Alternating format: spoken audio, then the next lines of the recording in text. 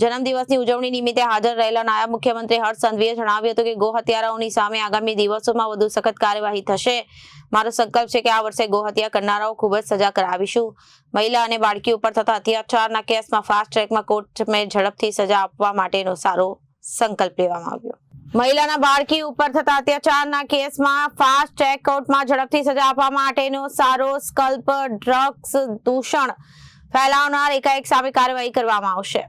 ગુજરાતભરમાં ગઈકાલે 8 જેટલા ઓપરેશન પાર પાડવામાં આવ્યા છે, તે બદલ હું પોલીસને અભિનંદન આપું છું। ગૃહ રાજ્યમંત્રી હર્ષ સંઘવી આજે પોતાના જન્મદિવસ નિમિત્તે સિટી પોલીસનો આભાર માન્યો। આજે મારા 41મા જન્મદિવસ નિમિત્તે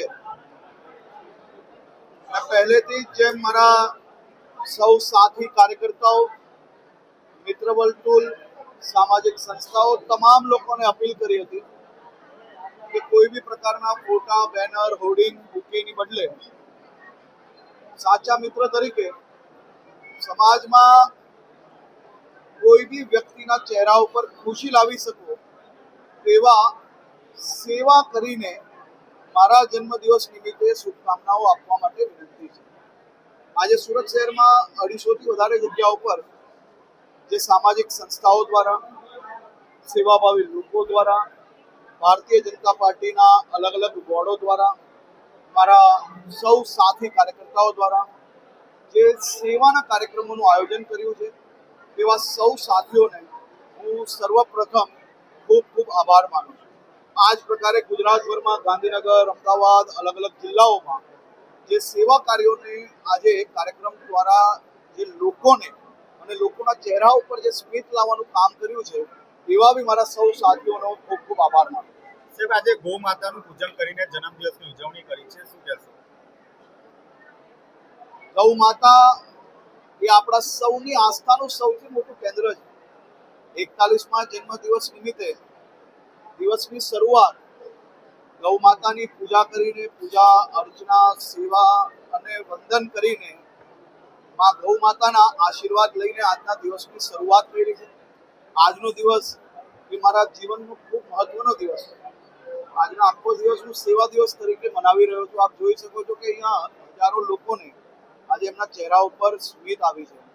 નાના નાના બાળકોથી લઈને વડીલ બા બાપુજીના ચહેરા ઉપર જે ખુશી છે, બસ આ જ લોકોએ મારા જીવનમાં મને આશીર્વાદ આપીને કામ કરવા માટે સક્ષમ બનાવ્યો છે અને આ જ લોકોના આશીર્વાદથી હું માનું છું કે મારું જીવન ચાલી રહ્યું છે।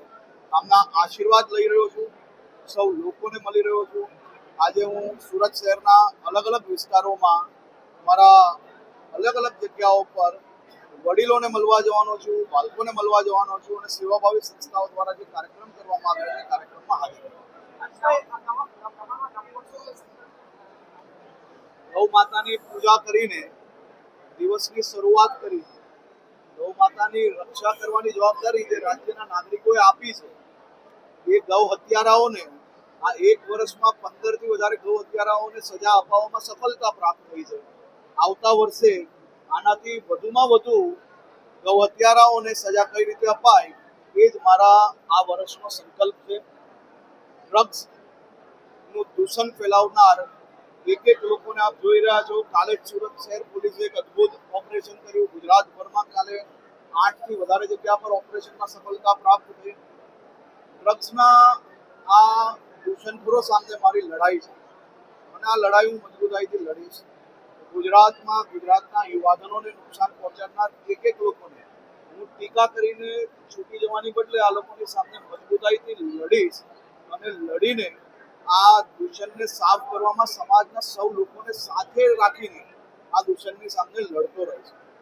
દીકરીઓને ન્યાય અપાવવા માટેનું જે ફાસ્ટ ટ્રેક કામગીરી ચાલી રહી છે, એ કામગીરીમાં વધુ ઝડપ કઈ રીતે આવે તે માટે કામ કરીશ। મારી જે જવાબદારી રાજ્યના નાગરિકોએ મને આપી છે, એ જવાબદારી અદા કરવા માટેનો પ્રયત્ન। Bureau report, Janadesh news.